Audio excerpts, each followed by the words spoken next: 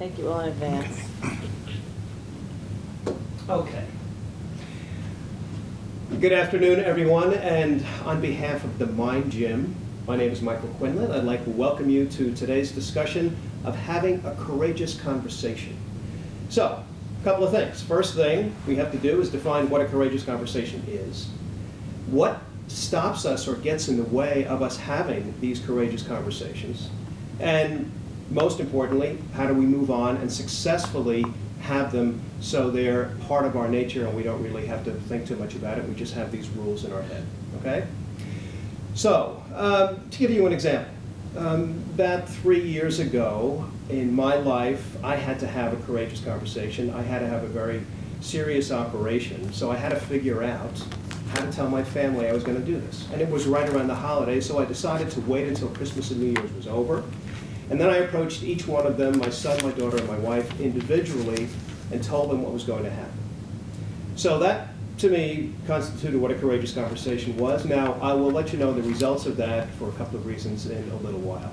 So, to begin with, what I'd like to do is have you ladies over here step over to this side of the room, and keeping this in mind, I would like you to think now, before you move, in your own mind, what courageous conversation do you have to have coming up in the future? Because we could help you with that here.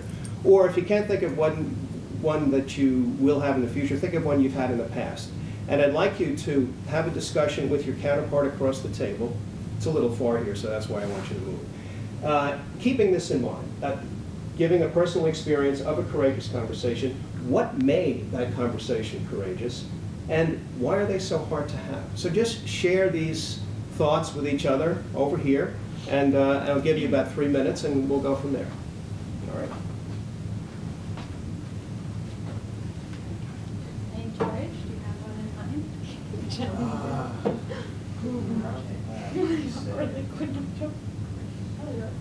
That conversation be related to maybe like a parent?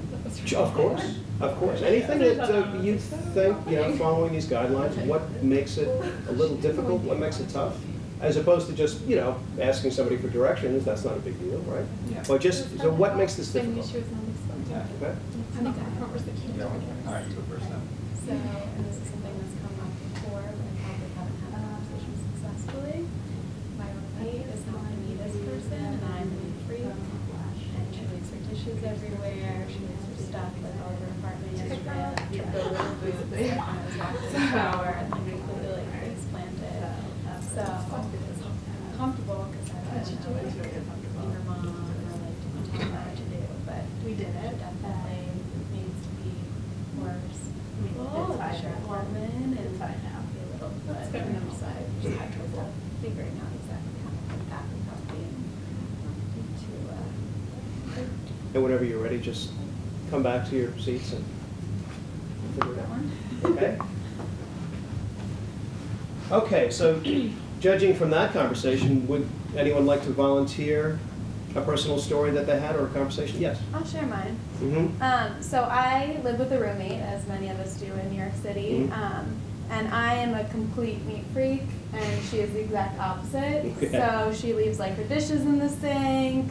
She leaves like her clothes and shoes scattered all over the apartment. Yesterday morning I like completely face planted, like tripped over them in the middle of the hallway. And I've kind of tried to like leave little hints here and there in the past, but I know that I really need to sit down with her and like tell her how I feel. And you've not done that, obviously, to this point. Not really. I've tried to like drop little hints, but haven't had a formal conversation with her about it. Okay. It could be dicey because you're there every day and you have to approach it the correct way. And we'll see that if it is done correctly, it is a much easier situation to deal with than if you went in, say, angry or pissed off about something, and you go in a whole other direction there. And there's a reason for that. Anyone else? No? Okay, that's fine. Okay, so we have the roommate situation now. So what do we do in our next step? Well, research has told us that courageous conversations are discussions between two or more people where the stakes are high, opinions vary, and emotions are strong, where it could be in this situation. And what happens usually is that emotions take over. And when that happens, judgments are clouded, the facts are pushed in the back, and everything gets in the way of, except what should be had in the conversation. So how do we get there? How do we get past that? Because if we're emotional, it can get aggressive. We get into a debate. We don't want to debate. We want a dialogue. We want two people talking to one another on an equal plane.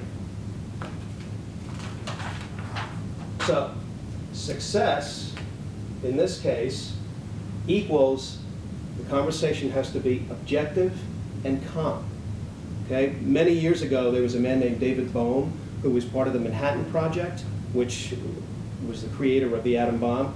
And he came up with the Bohm dialogue when he would have 20 or 30 people in a room.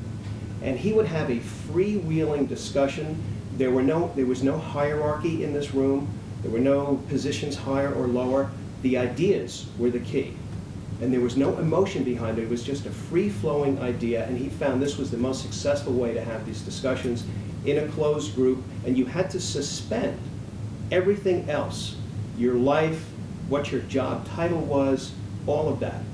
So it became a very successful way for ideas to germinate in this situation. So what happens when we are able to have successful, courageous conversations? Well, if you have one at work, if you think of a work situation that you approach and you move on, the organization gets to move forward because your ideas are taken in. You, yourself, earn respect for having the conversation, and believe it or not, your health actually improves because there is a load now on your shoulders of when am I going to have this, what's going to happen. When you have the conversation, it is just a ton of bricks off your shoulders, and it actually, they did a scientific study several years ago of a group that was a group of terminally diseased people, and they taught, one half of the group, they taught how to have courageous conversations and how to communicate properly. The other half, they did nothing.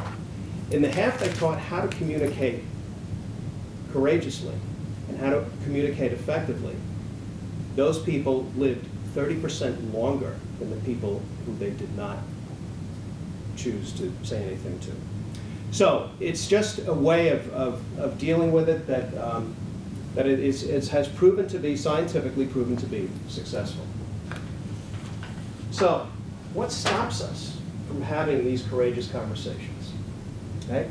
So we have not knowing how to start the conversation, fear of the unknown response, reluctance to appear weak, fear of overly emotional response, anxiety about damaging a relationship, in this case that could be possible, fear of retribution or punishment, and uncertainty about the outcome. Now, anyone have anything else to add? What gets in your way, or what stops you, or you think of, you know, something as I said before, mundane as, you know, sending food back in a restaurant? What stops us from actually going forward? Like, why are you waiting to have this conversation with your roommate? Because I don't want it to be awkward with us afterwards, if she's like offended by what I say. Well, why would that be better in the future than it would be, say, tomorrow? It wouldn't, I'm just procrastinating. Well, that's well, that's it. Okay, so fear of having an awkward relationship. Anyone else? Anything that gets in the way of what stops you? Hurting somebody's feelings. Mm-hmm. Hurting somebody's feelings. Okay. I Fine. think Yes. just the fear of confrontation. Most people will want to have that in that situation. They'd rather just leave things well enough alone, Mhm. right? Okay. So maybe you think that it'll change, if that you don't have to say something, maybe she'll change on her own, or the situation will resolve itself, and you keep thinking that. So you don't have to insert yourself in the situation, it will just sort of take care of itself eventually. Right. Okay. I don't actually think that in this situation, but. Mm-hmm. Well, okay, all right. So, sometimes it's not knowing how to deliver the feedback at all. If I can get this to stay. Not knowing how to deliver the feedback stops us from giving it in the first place, right? So you don't quite know how to approach this, so you say, well, I'll just not do anything, right? Sometimes we don't agree, such as a sales forecast in this company. You're given, you've had a good year last year, you've given a number that you have to reach this year, you don't agree with it, and so you just sort of back off, and rather than have that confrontation. And when it's not dealt with, the problem gets bigger.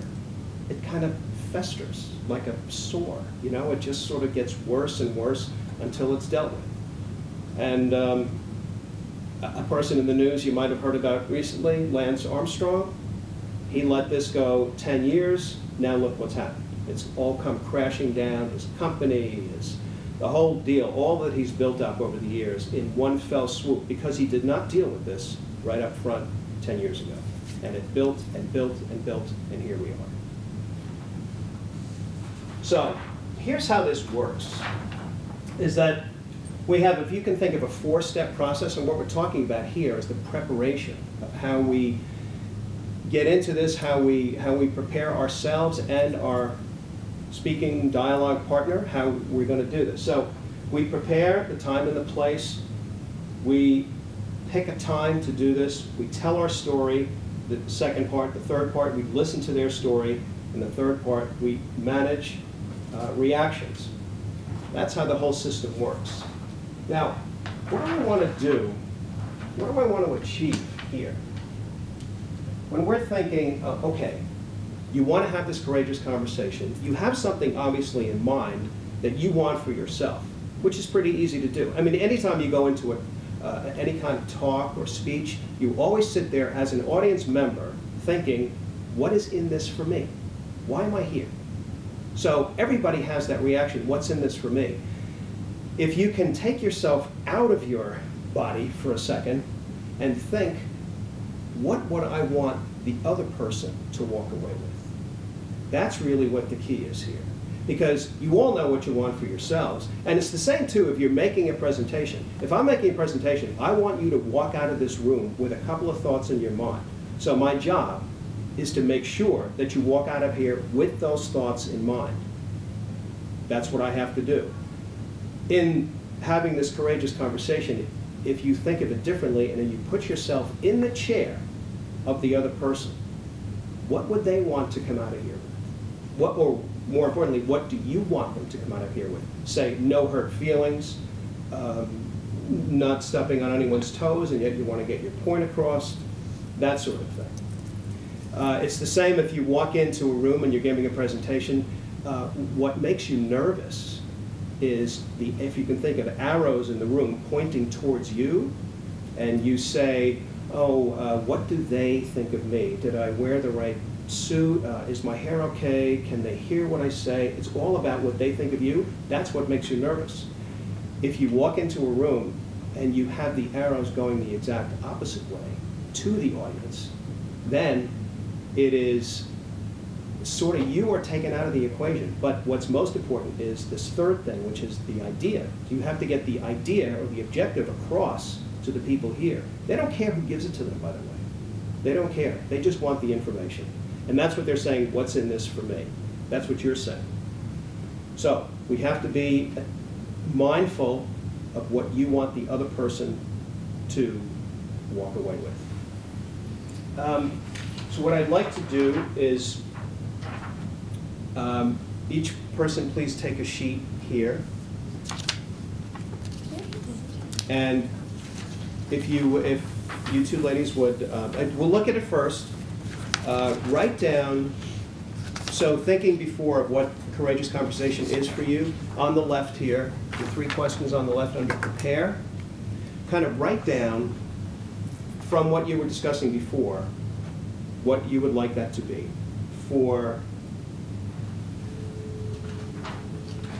So what do you want to achieve? For me, you know what you want from the conversation, what you want for them, and what you want for the relationship, especially in your case, for the both of you, to have a harmonious relationship, I guess, right?